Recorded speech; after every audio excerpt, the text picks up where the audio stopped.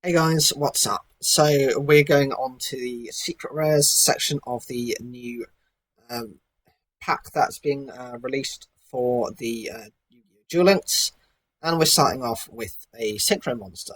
This is High Speed Droid Kendama. It's a wind machine synchro, which is level 6 and 2200 attack and 1600 defense. It requires generic materials, just a tuner and one or more non-tuner monsters.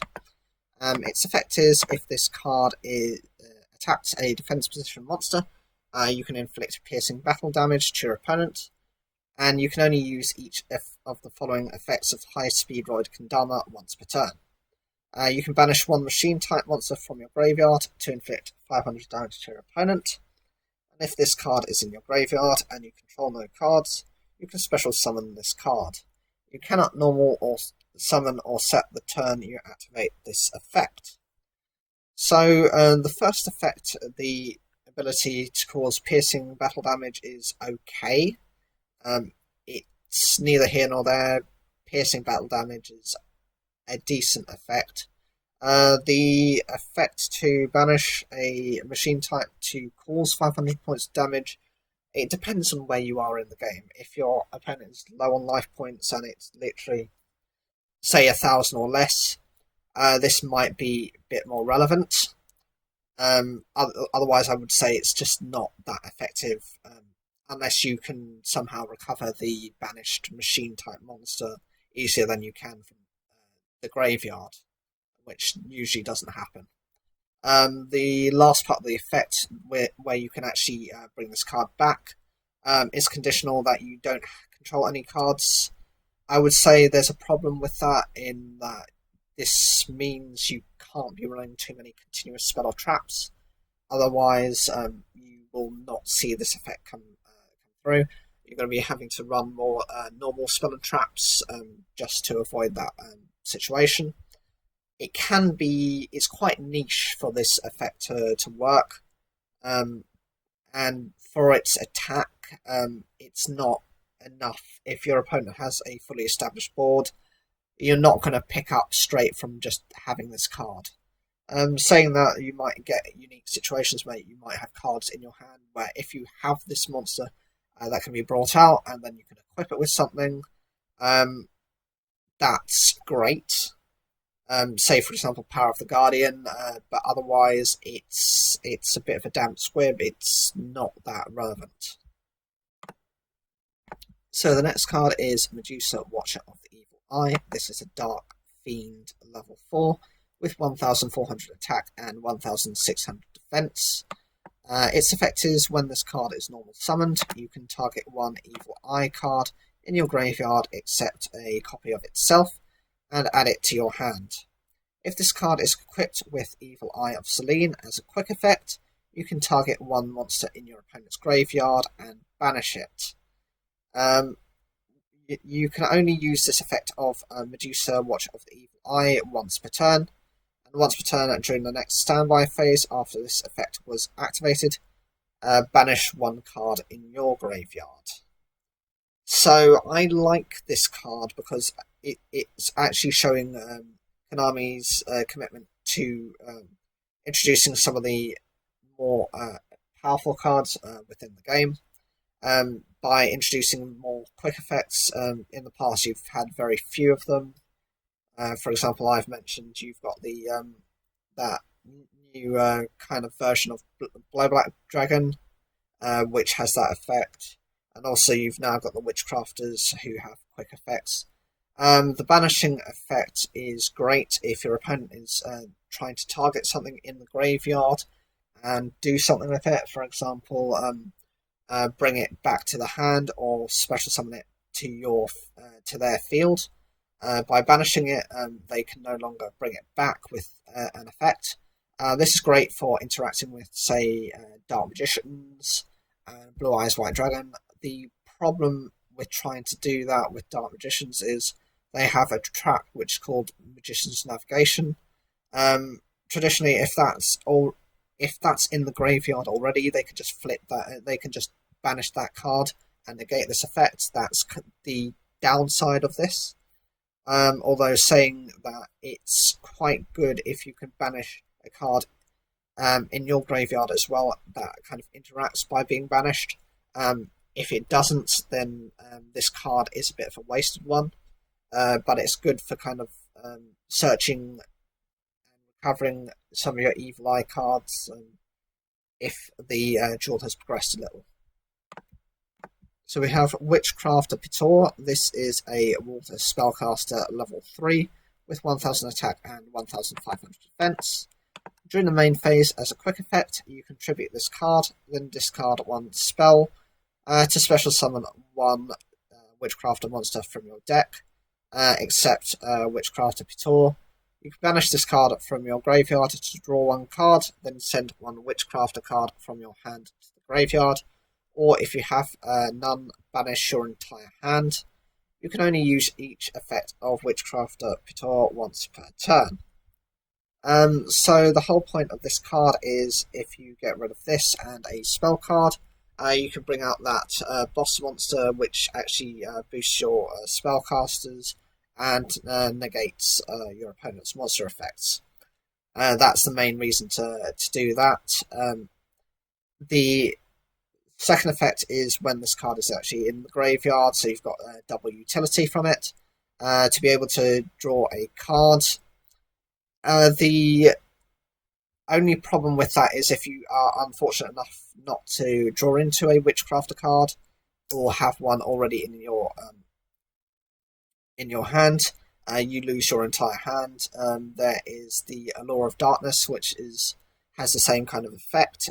If you don't draw into a dark attribute monster and you don't pay for the cost, you lose the rest of your hand. This isn't too bad of an effect, considering you're going to use this more likely than not when you have other cards in the hand, and this is just a stepping stone for you to get your boss monster that much quicker. So we have some Altergeists in here as well. This is Altergeist Marionetta. It's a light spellcaster level 4 with 1600 attack and 1700 defense. And its effect is when this card is normal summoned, you can set one Altergeist trap directly from your deck to your spell and trap zone. You can target one Altergeist card you control and one Altergeist monster in your graveyard. Send that card on the field to the graveyard, and if you do, special summon that other monster from your graveyard. You can only use this effect of Altergeist Marionetta once per turn. So the point of this card is this lets you already kind of set up your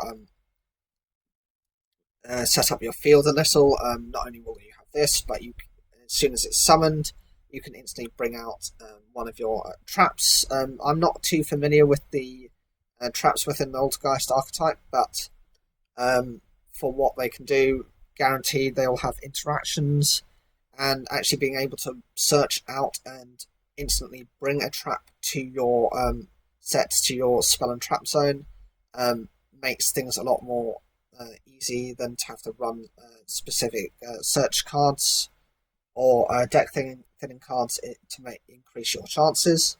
The second effect of this to kind of can actually be used in itself. So if you will have already used the first effect of this, you can always just trade this in to bring out something else. If it will have an effect that will help you a bit more, or you can get rid of the card which has already had its effect used, just so you're not sitting on monsters that are a bit useless to you. So we have Primitive Butterfly. This is a wind insect level 5 with 1200 attack and 900 defense. If you control no monsters, you can special summon this card from your hand, and once per turn you can increase the levels of all insect type monsters you currently control by 1. I don't understand why you really want to run this. It's not powerful. It's not like Cyber Dragon, which has a decent attack stat.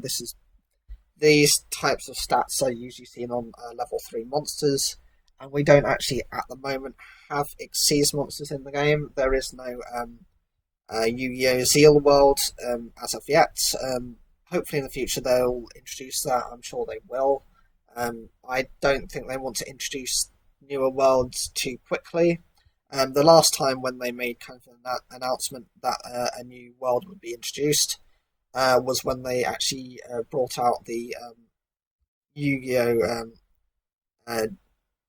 Dimension one, which was to do with the last movie they had. That was kind of disappointing from my point of view. I would have preferred a Yu-Gi-Oh! Zeal world, but it is what it is. It will probably be introduced, but until that comes out, interactions with level-based cards aren't that useful. It's a bit of a waste card for such a high rarity. We've got Iperia. This is a Earth Reptile level 2 monster with 500 attack and 500 defense. And if this card is summoned, you draw one card. You can only use this effect of Iperia once per turn. This card was used by Gansley of the Big Five in the Yu-Gi-Oh! Battle City tournament when they had the little Noah's Ark section of it, and this was used against Yugi Moto. It's good. It's good. It's consistent draw support if you can just continue to kind of bring it back.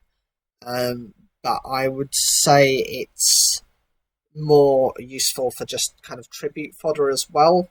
If you're running maybe something like Monarchs, or you have something that can bring this back, it's okay.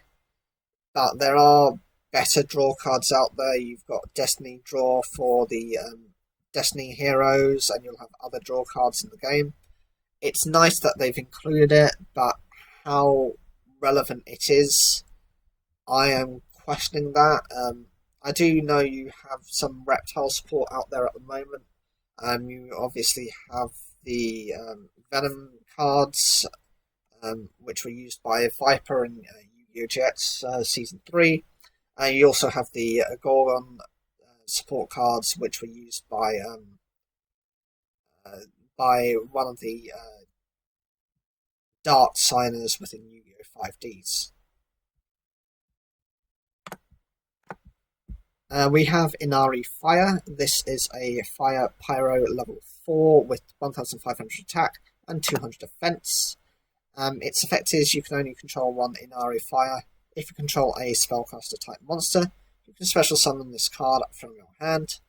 Once per turn during your next standby phase, after this face-up card on the field was destroyed by a card effect and sent to the graveyard, you can special summon it from your graveyard.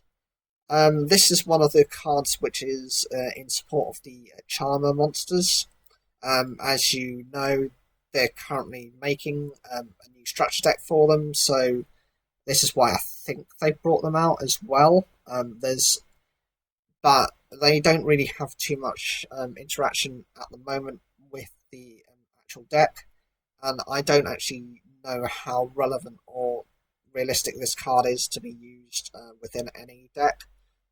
Saying that, if you're running, say, fire attribute cards, just a fire attribute deck, you could run this, but say for just like Molten Destruction Beatdown. But other than that, I am questioning why this is in there. I don't see it being used just because it's just going to take up space that something better could be used for.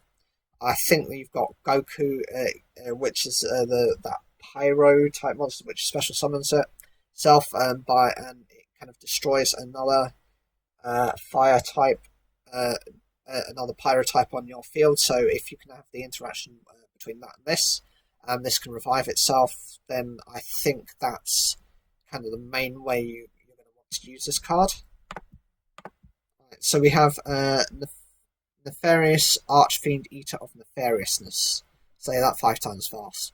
It's an Earth Beast level 4 with 1500 attack and 200 defense. You can only control one Nefarious Archfiend, Eater of Nefariousness. If you control a spellcaster type monster, you can special summon this card from your hand. And during your opponent's end phase, if this card is in your graveyard, you can target one face-up monster you control, destroy it, and if you do, special summon this card. So this is another card which is part of the Charmer archetype.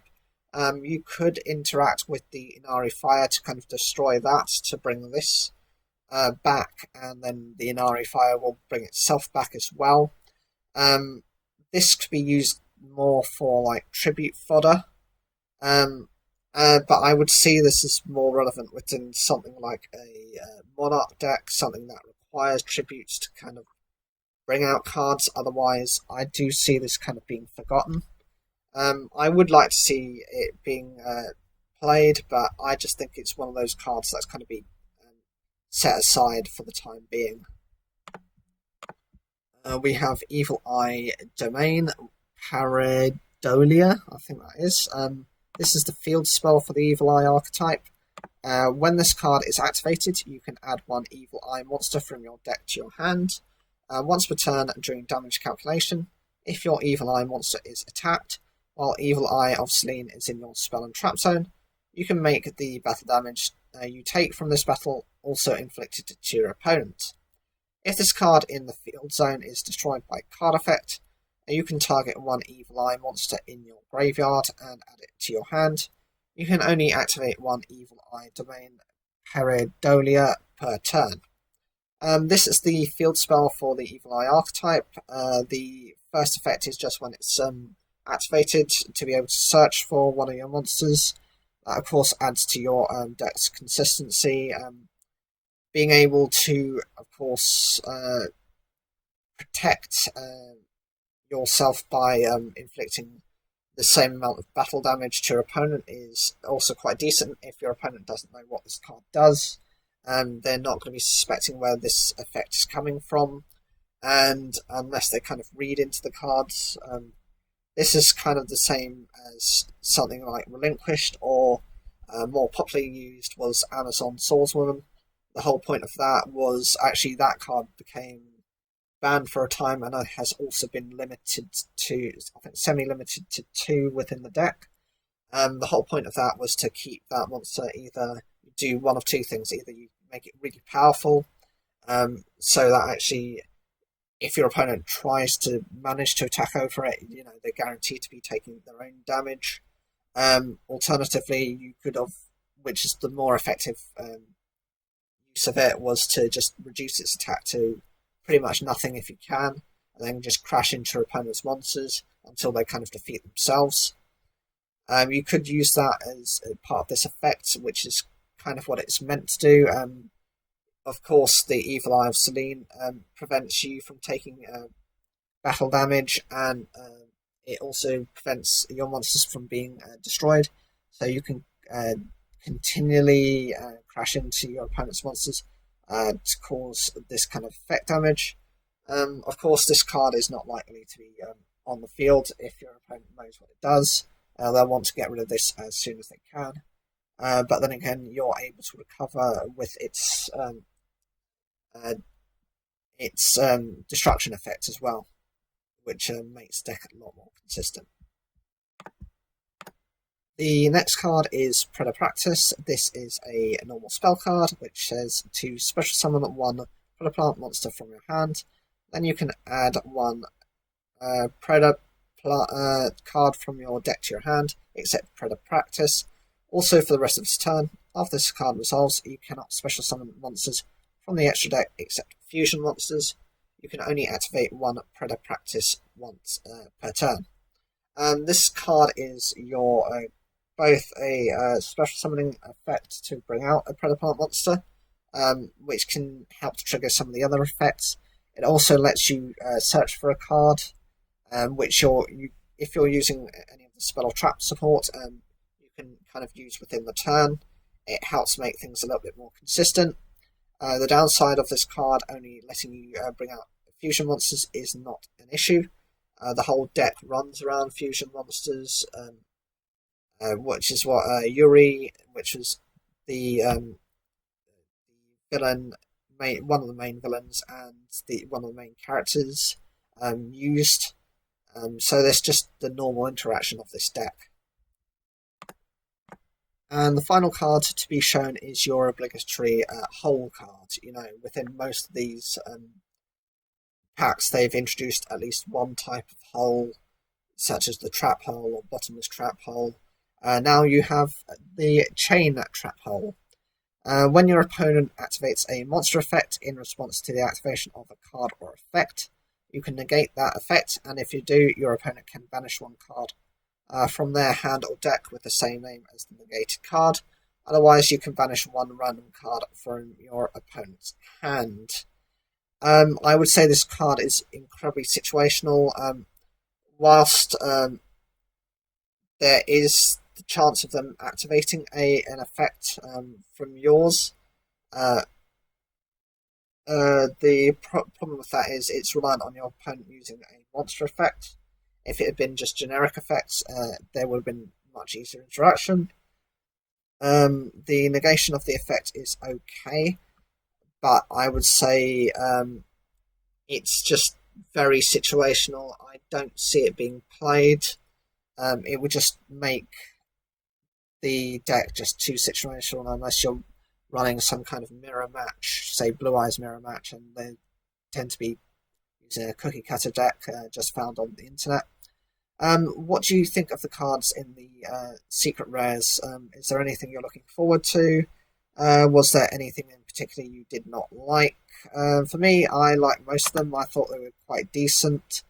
I did find it quite unusual why Hyperia and the Charmer supporters in here, considering that actually the other Charmer monsters were introduced quite a long time ago within Duel Links. I think if you wanted to introduce those, you should have done so at the same time or within the following packs, just to add consistency.